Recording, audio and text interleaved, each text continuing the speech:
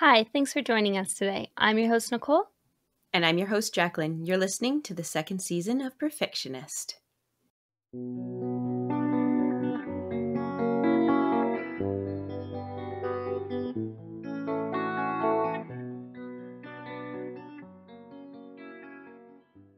On this episode, we will be discussing The Endless Night by Kresley Cole. Endless Night is the second book in the Arcana Chronicles. This episode will contain spoilers. We highly recommend that you read Endless Night before listening to this episode. Yes, and in Endless Night, we continue to follow Evie as she learns more about the life and death game that she finds herself in the middle of. Along the way, Evie teams up with some unexpected allies and discovers some disturbing truths. I really enjoyed this book. I thought we got so much information about what the heck's going on. And we got to meet some interesting characters. Mm-hmm. Yes. Mm-hmm. So, should we first talk about the game? Yes. The game itself. So it's like, why is this even happening? What's going on?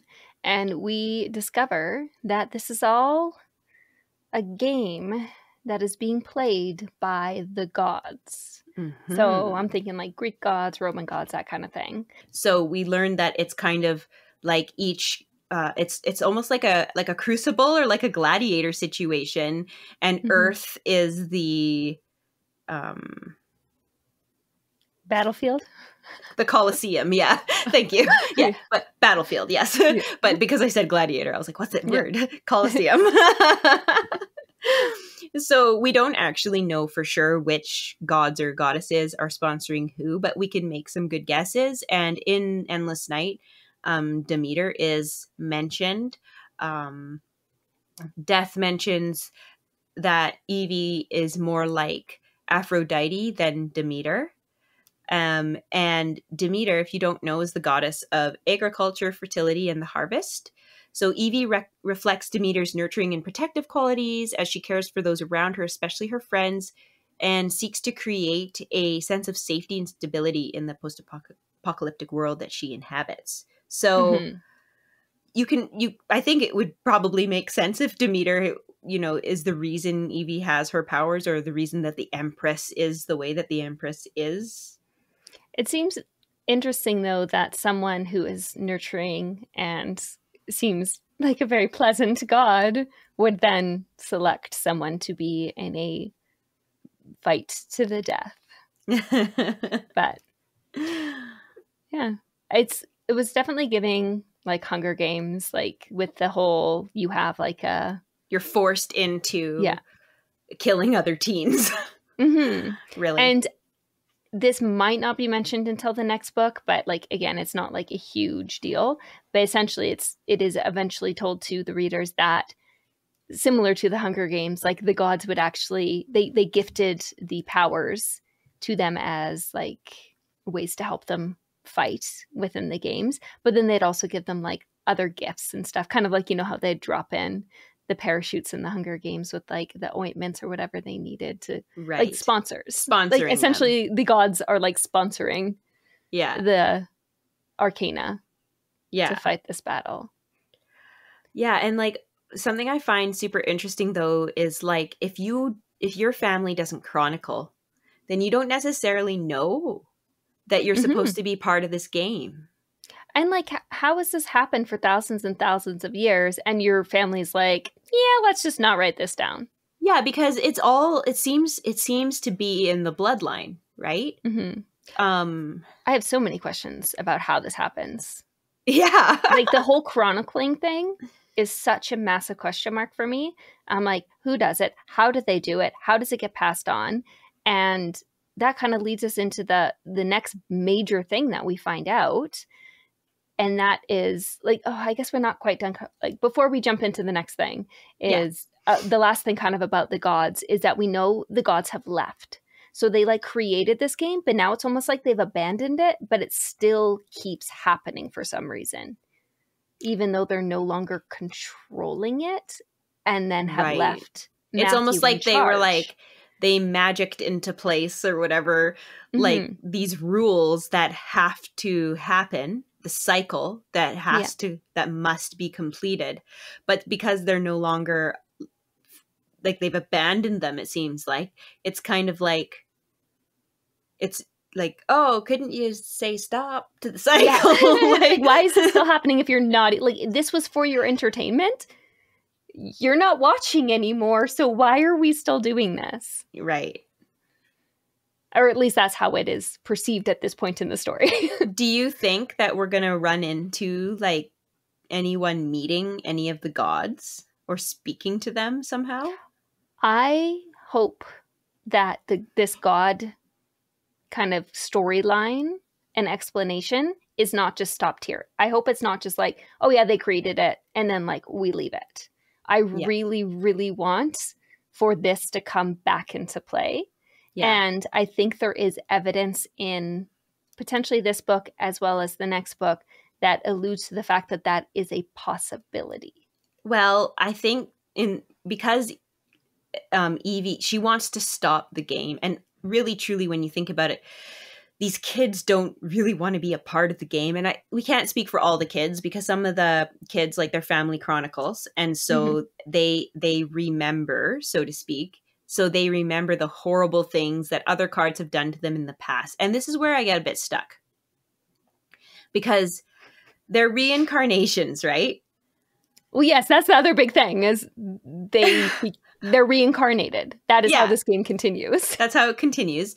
And and you had a very good question yesterday that you asked was how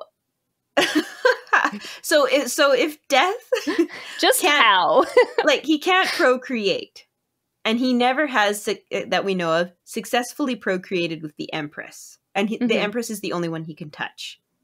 So because if the touch of death, if he touches you with his bare skin, you die. So how does his line continue? That's a really good question. I too wonder that. I wonder if that, like, the line doesn't have to continue genetically for death as the exception. Like, is it like he dies, that's it, and then it starts in a new line, this like sort of death curse? Yeah. It'll be interesting to find out if we get those answers eventually. Because Evie is descended from the Empress. Do we know that for sure? Well, that's like because her. Well, oh, sorry, I'm just assuming because so just from other tidbits we've gotten, I can't mention why, but I think it's not a spoiler because we know that her gran was trying to teach her about the game, and her gran was a Terasova, which is sort of like a chronicler on steroids, kind of like a chronicler who doesn't need it written down. It's just like all in her brain is kind of what I picture. Oh, okay. So it's like that she just like intuitively knows all this stuff. Right. Okay. Wow. For some reason, I just assumed they had chronicles. Well, I think that's like the difference between a Terra Nova and a chronicler. Because if you're just a chronicler, Terasova. If you're just a chronicler, it means you have some sort of like a journal or something that has you physically written down the events. But they make it sound like Evie's grandma is different than that she's special. She does have chronicles, though. Evie does have chronicles. She has like physical books? Okay. Looks like they were revealed in Poison Princess, but it might have been in such passing because her grandmother, when she was teaching her, I think was using her chronicles to teach her, as well as a tarot deck. Oh. I didn't pick up on that. I just assumed she just like knew the knowledge. I didn't realize that she was like reading from something. Going back to like, because Selena's family chronicled, right? And so I was always under the assumption that the families, it was like an heirloom that was passed down and that the chronicles had to keep going. So that was kind of like the assumption I made. So it makes sense that the families, even families who chronicle, like for example, Evie's family, because her grandmother, we're assuming, is the chronicler, right? Because she's the one teaching Evie about this or whatever. Because the previous game is like generations upon generations ago, it makes sense that even this knowledge being passed down, at some point someone might be like, this doesn't seem real. Do you know what I mean? So you're saying that's why certain families don't chronicle, is because like at some point they used to, but then at some point someone's like, what is this that my grandma was going on about, and like stopped? Well, I think there's probably always going to be those families who have the unfortunate, like, because there would have had to have been a first set of people in the game. Mm-hmm. And within that first set, there's probably always going to be somebody who died before they got a chance to put a pen to paper or quill to paper or a rock to however cave. I don't know how long it's been going on, right? And then of course, unfortunately, generations later, when they're reincarnated again, they might die before they get a chance to warn, or perhaps they're not. Do you know what I mean? Like it's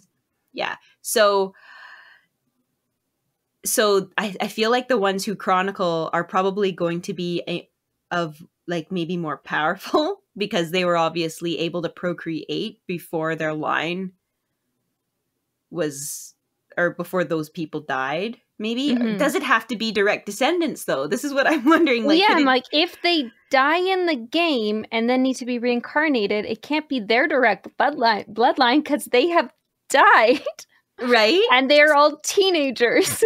Right. When they start playing. Could it be like a cousin? Or like, do you know what I mean? Like, I know what you mean. And yes, I want to know the answers. I have all these question marks flying around in my head now. At the end, I like never questioned it. I was just like, oh, it's in the family line. And now I'm like. I feel like if by the time we are finished reading all of the books, this is still, because the last book is called From the Grave. Mm-hmm. So maybe we'll get the answers about the reincarnation in the story that mentions graves.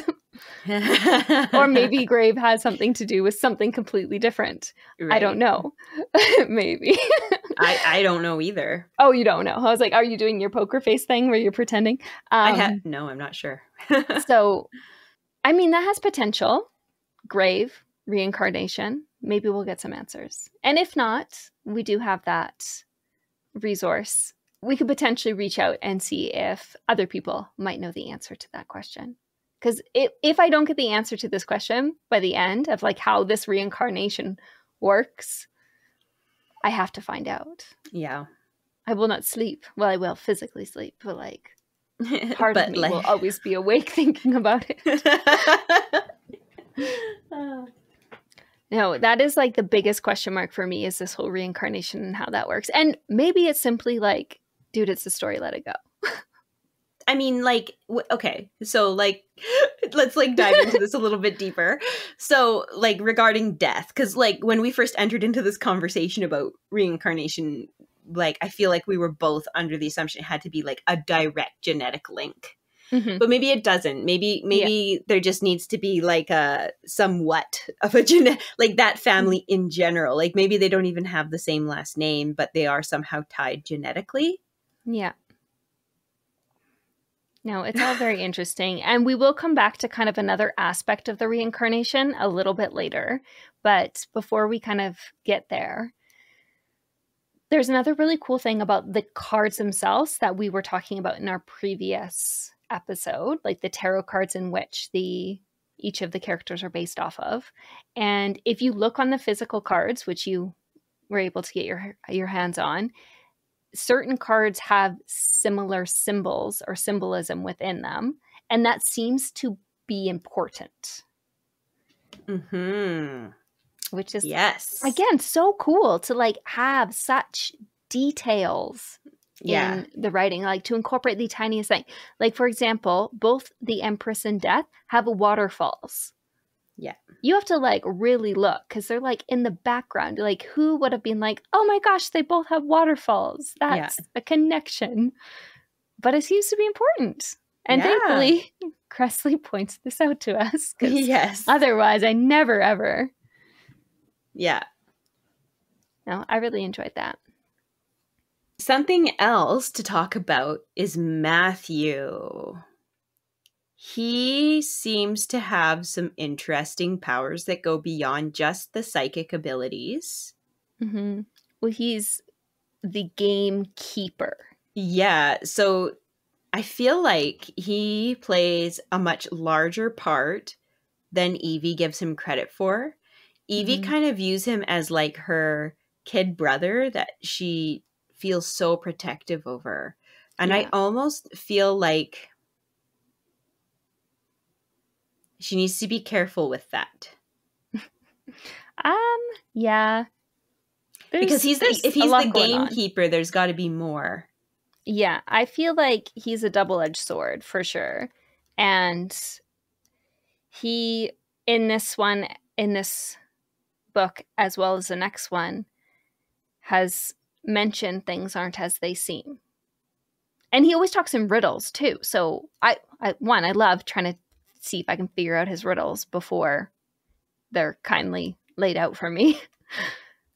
But the way he talks in riddles, and just the fact that he's like the switchboard, the gamekeeper, like I feel like he's the mastermind. Like they're saying he's the mastermind behind this. Like he's taken over for the gods. I'm like, you can't be. Yeah. So does he have the power to stop it then? Yes.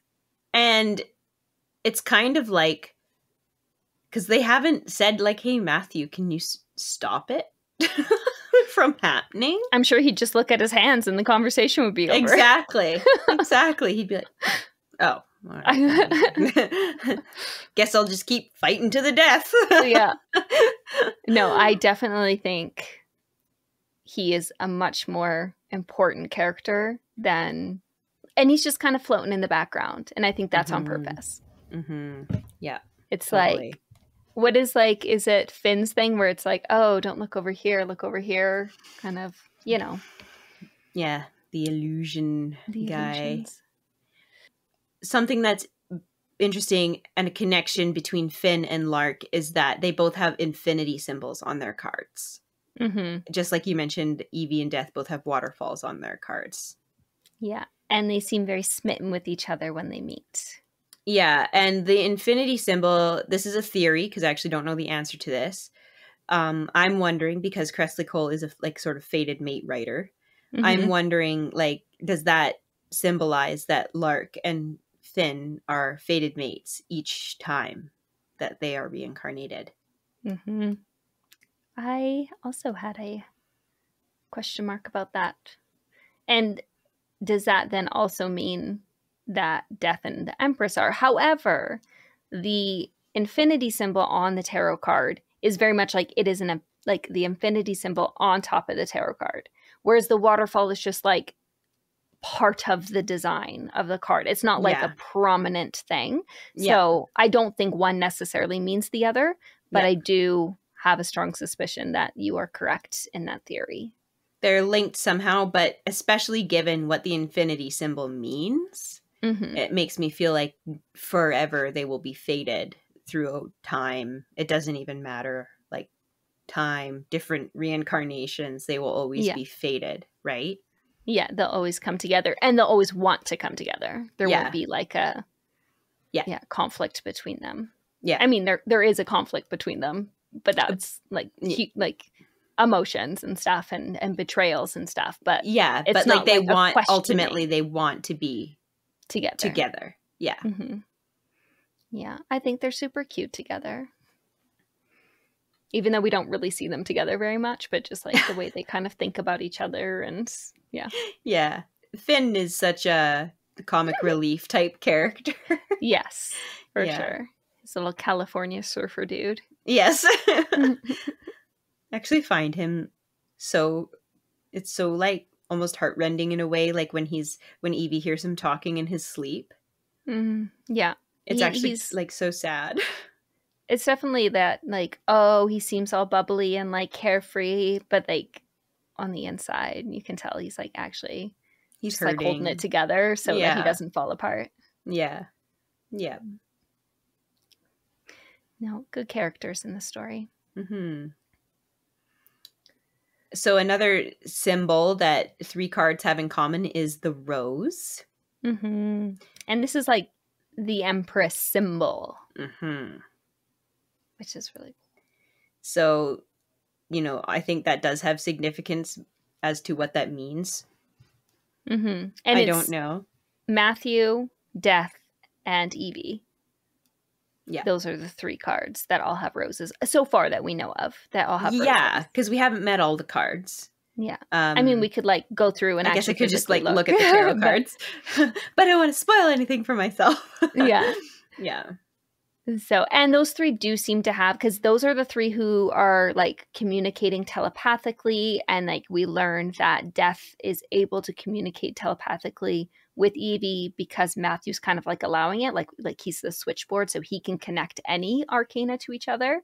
So he's kind of like giving that approved telepathic connection. So, yeah. And Death and Matthew have a history that we don't really know about.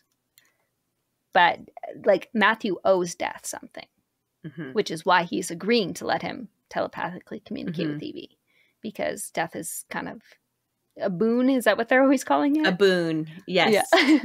I was actually surprised that Evie wasn't a little more wary of Matthew when Matthew kind of like told her more than once, like Death is in my eyes or whatever it was that he says. Because it's like, I mean, that like literally he's telling you like he is watching you through me. Yeah. Like, and I can't do anything about it because he's done something for me and this is the consequence. Yeah. But he told her multiple times. Yeah, he was honest with her. Yeah. Sometimes Evie's a little slow on the uptake when it comes to his clues. But to be fair, she's 16, and Matthew, like the way that they almost like look at him, it's like, oh, there he goes on to this jibber jabber again kind of thing. And it's like he's actually saying important things. It's just a matter of like deciphering them, right? Yeah. I don't want to compare him to a small child, but it very much reminds me of how a child will tell you a story and it makes no sense. But then like maybe their mom will come over and tell you about what they did that day. And you're like, oh, their story makes so much sense. Like they knew exactly what they were talking about, but you didn't have the context clues. Exactly. Yeah, I find myself doing that at dinner with my son and my husband. Like, Tristan is like telling his dad a story, and I'm sitting there and waiting, and then I provide context for him. Yeah. Sometimes it's like, I'm sorry, what did you say? And then they're like, oh, okay. Yeah. And that kind of feels similar to how Matthew provides important information, but out of context. And until you get the context, it's like, what do you even do with this? Like, it could mean anything. Yeah. No, it's the amount of detail in this story is really like, I love unraveling it. Like there's thinking about and wondering if there's connections between, like you're never lost for like, it's not straightforward, but then eventually it kind of gets put into place for you. So if you're kind of struggling to put the pieces together, you're not left hanging for too long. I really appreciate that. Yeah, absolutely. As Jacqueline mentioned, at one point, Evie and Death are in a situation where they're like close proximity. He has kidnapped her and has put, I can't remember how to pronounce it, but basically an armband on her that prevents her from using her powers. And so she's, a prisoner in his house. Yes. And they have a lot of discussions, which lead to a lot of information about kind of what's going on. Not as much as Death could have provided, mind you, being that one thing we didn't mention, and hopefully because people have read the books, they know, is that Death, the winner of the games, the whole reason they're doing this is because the winner gets to be immortal. So Death has won 3 times in a row. So he's been alive for thousands of years. So he knows what's going on because everyone else has their memory wiped, but he still has his memory because he hasn't died. So doesn't have to rely on the Chronicles.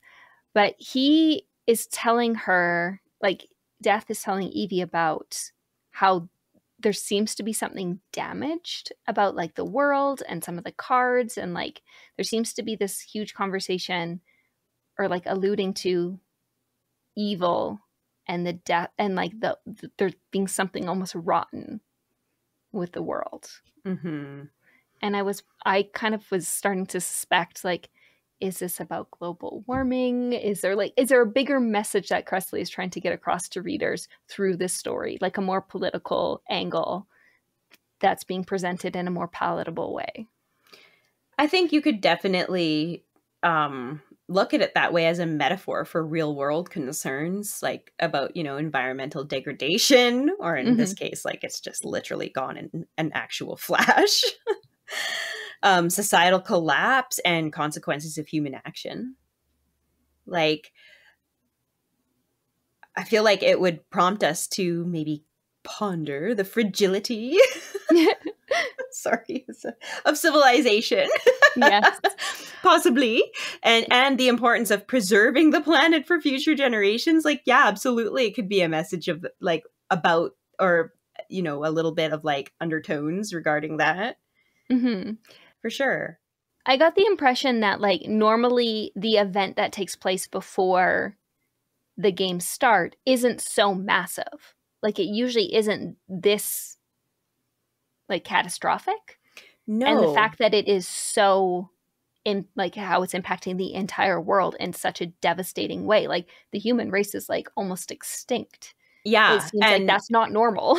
No, and because they were using real world historical events as examples of when previous games had happened before, for example, and they suspect that the gods were doing it in honor of a particular card, right? Yeah.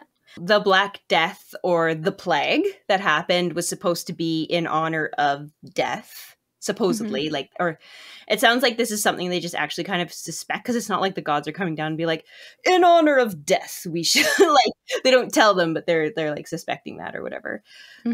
But so yes, that affected a part of the world, but it was not like this where it was like apocalyptic, right? So what does it mean? Yeah. No, and yeah, it's just like one of those things where it's like, this seems to be mentioned for a reason. Yeah. Like, can't just be like, it's too random to just be like a one-off line.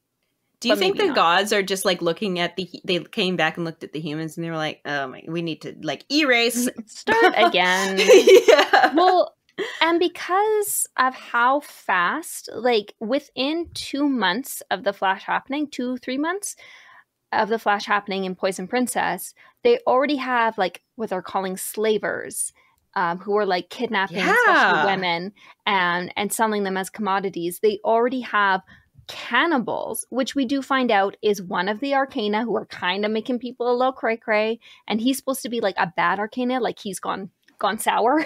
The Hierophant. Yeah. Hierophant, however you say that.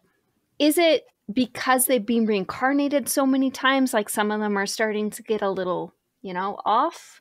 Or is it because like Death is suggesting like that the world is now a little off, so then it's impacting the Arcana and how they're reacting? Like, it just seems like this is something that is going to come up again. Do you think that the gods have maybe come back to watch and have decided to just up the ante? I almost wonder if because it's starting to go sideways, it's going to bring them back, because they're like, whoa, we left this on autopilot and they're steering the wrong course. Like, we need to come in and manually override what is going on here? Yeah.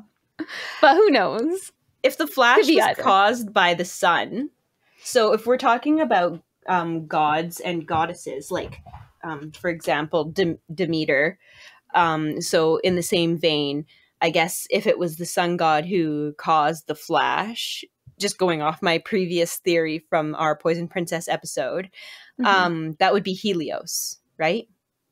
I don't know my gods very well. I'm sorry. Oh, okay. But that makes that I don't know them very well either, but I do know sense. Helios is the sun god. So yeah, it's just kind of like, I really hope the gods come into play more. Yeah, me too. That's all I can say, is that I hope that storyline isn't dropped. Yes.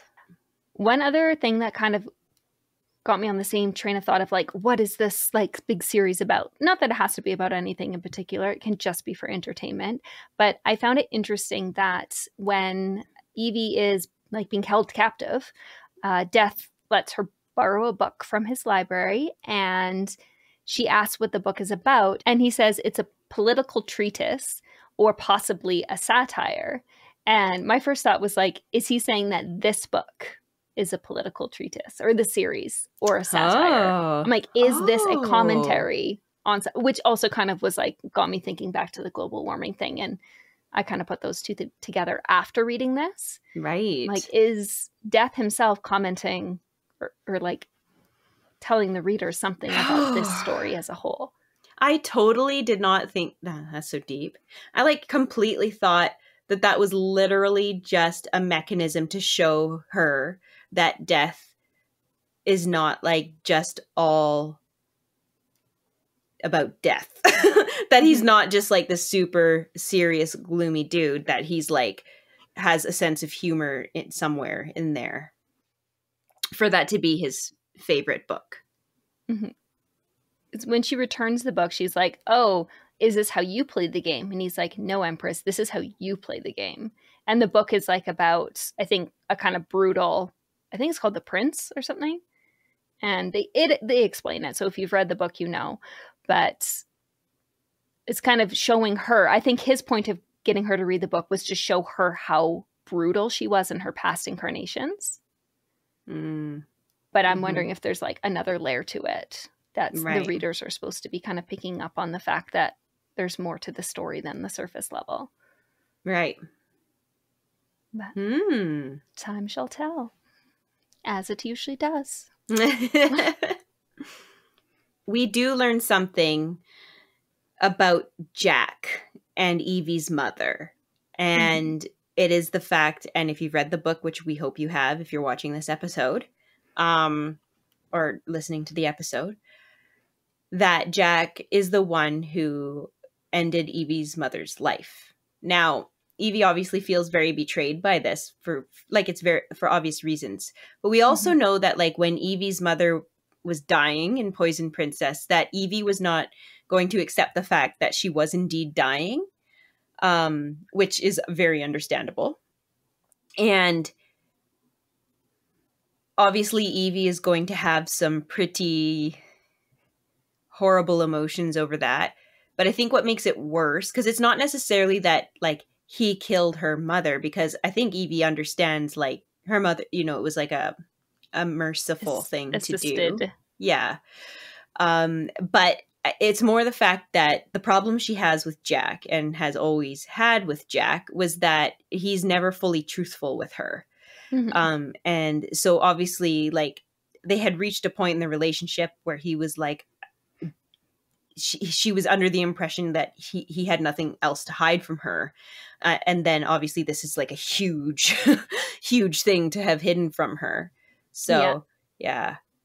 And on top of hiding that massive thing, he also hid the fact that he knows that her ex-boyfriend is his half-brother, which isn't a major thing, but at the same time, it just goes back to the fact that he is constantly leaving her in the dark about things she, you know, kind of has asked him about in a roundabout way.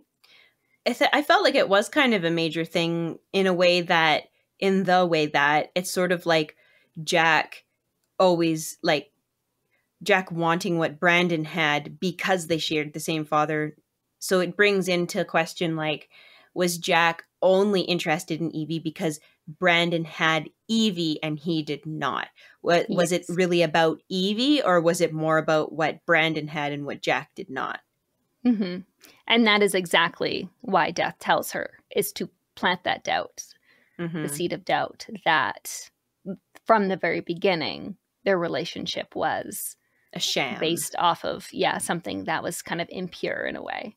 Evie's very young, so that would be a really like that. Wow, he really hit her with some hard truths there, and that would be really hard to, because she goes into a deep depression after learning about her mother and everything.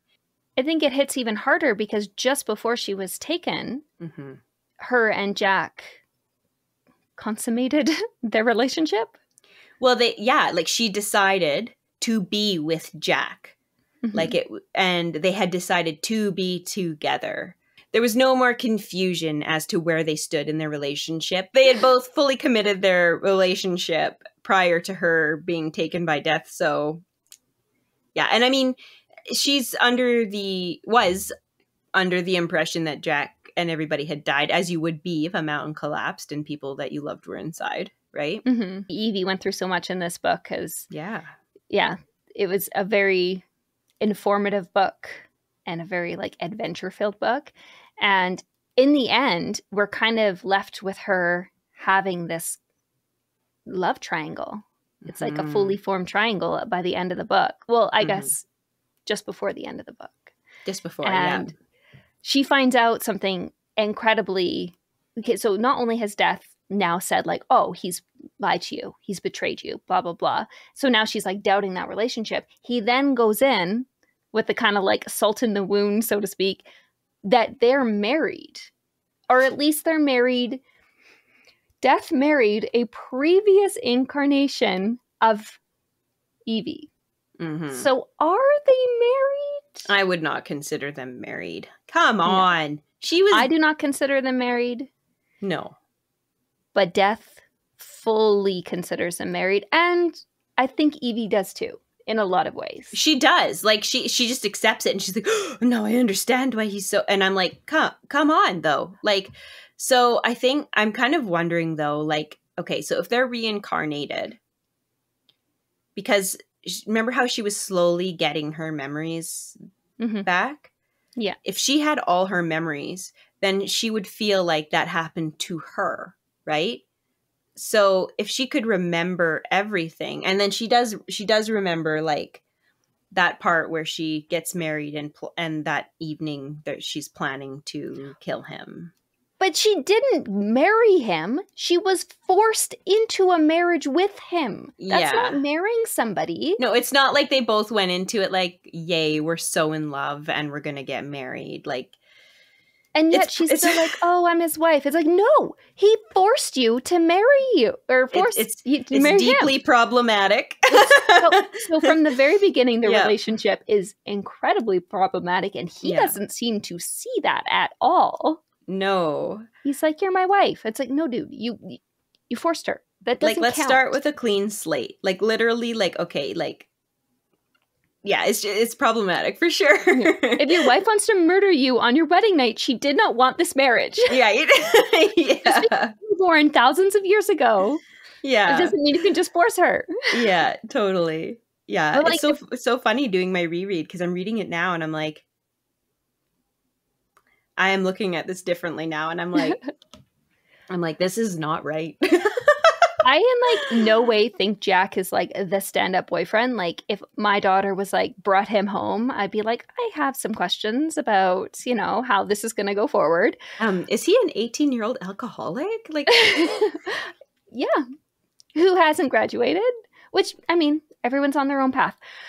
No judgment, but boyfriend material. Maybe not the best option. And we're a worrying boyfriend. A little bit of a worrying boyfriend. Yeah. And no, you're not welcoming him open arms. You have some questions. Yeah. But then she like turns around and is like, oh, okay, I have this one guy and now I have this other guy who is even more problematic. Because not only was their beginning problematic, he then is like kind of seducing her.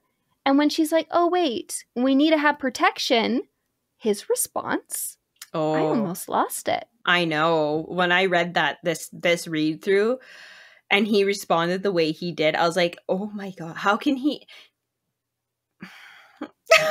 Like, he's like, do you want me to get you a glass of water too? Like, it was like the audacity that she would ask him for something like this. And I'm like, sir, take several seats. Take a seat in the next country over. This is terrible. She's 16. Like, she's not ready to have a baby.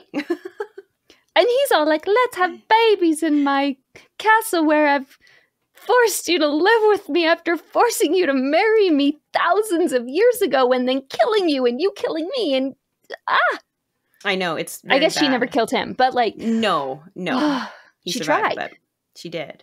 And he's also incredibly more powerful than her. Like, and so he sort of can force her to do what he wants her to, and especially with the armband, because she doesn't have her powers. It's just, it's not good. I mean, I know it's the apocalypse. I mean, there are more boys than girls. Options are probably limited, but at the same time. Mm-hmm. When you think about how careful she was in considering whether or not to go all the way with Jack, that seems so small in comparison to what death is forcing her to accept. Mm-hmm. So it was almost to the point where he was like, I don't care what you think of me. You're going to give this to me right now. And I'm like, I was like, this is really bad.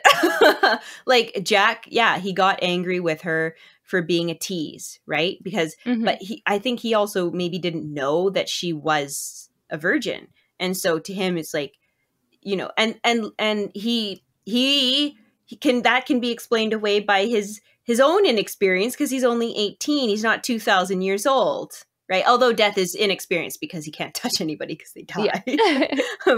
No, and I mean, they both have like backgrounds that help the readers to understand where they're coming from.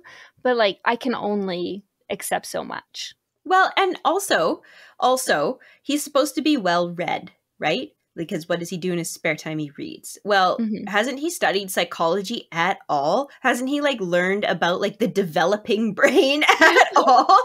Like, I guess he didn't venture into that genre. Like, because if he had, like, he wouldn't be acting like such a idiot. Because that was idiotic. No, it definitely adds to the story. It makes for a very interesting read. I like that the characters are so flawed, because absolutely. It adds depth to the story, but it also is like so frustrating when you're like, oh, Evie girl. It's also giving like Death and Evie some meat to their relationship, because everything that happened in previous lives we're not sort of like privy to, or we're getting in very small chunks, but it's not like it's happening to this Evie. So it's sort of like you're hearing about something that happened, okay, but it's not this Evie, right? It's not our main character. So when we're learning about like this problematic episode that happened in his bedroom, now it's giving them an obstacle to potentially overcome or not, right? Yeah. Whereas, because if you keep saying, well, you did this when you were like 200 years ago, you did this, it's sort of like it gets old, but now they have this real present problem to deal with their relationship. Yeah. No, it definitely moves the story in a interesting way. Oh, but at the end, we're left with Evie wanting to leave because Jack has been captured by the lovers, who are nasty, nasty creatures. No, they're teenagers, but no, they're nasty creatures. Yeah. And of course, Death, being the possessive individual that he is like, okay, I'll help you get him if you sleep with me, because that's how you win a girl's affection. Force her to sleep with you. Yeah. And they kind of real desperate. He's desperate. Yeah. You just don't know. It's just left there of like, this is what I'm offering you. I will help you. These are my conditions. And she even says, she's like, you can't force me. He's like, I'm not forcing you to do it. And I'm like, dude, yes, you are. You're forcing her to make an impossible choice, right? So I see there's a quote here, and like this has sort of bothered me this entire series, because I want your opinion. So, it says, my relationship with Jackson had felt fated. Whatever I had with Auric felt endless. And I'm like, because like I'm waiting for the fated mate thing to come into play. So I'm kind of like, okay. Which one is the one that she's supposed to be with? Right? I mean, it does literally say fated after Jackson. It really does. Like, it uses the word fated. Yeah. And in my opinion, I'm like, do you want your relationship to feel endless? I'm not sure that's a word I would use if I'm describing a relationship I'm enjoying. Because if something is like, this feels endless, like it feels like it's never gonna end, like it just feels dreadful and daunting and just. Well, when you think about it, okay, so let me propose something else. Mm-hmm. When you think about it, it would be endless, an endless relationship, because they're constantly reincarnated and thrown into this horrible game. It's this endless cycle, right? Yeah. So they are endlessly entwined in that way. But that's a much more positive way, I guess, to consider it. Right? The whole yeah. But what I'm thinking about regarding a fated mate for this particular story is I feel like Jack is going to have to be not just human in order to be her fated mate. Because wouldn't that be, isn't a fated mate kind of like put together by gods? I don't know.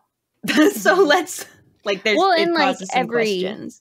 Every story is going to be different in how they interpret the fated mate trope. Of course. So it'll be interesting to see how things progress. Yeah. I think that's kind of all we had for you today for Endless Night in the Arcana Chronicles. Thank you so much for joining us, and we hope you enjoyed our discussion. For our next episode, we will be discussing all things books in our Books and Bevies episode. Thanks again. And we hope to see you next time.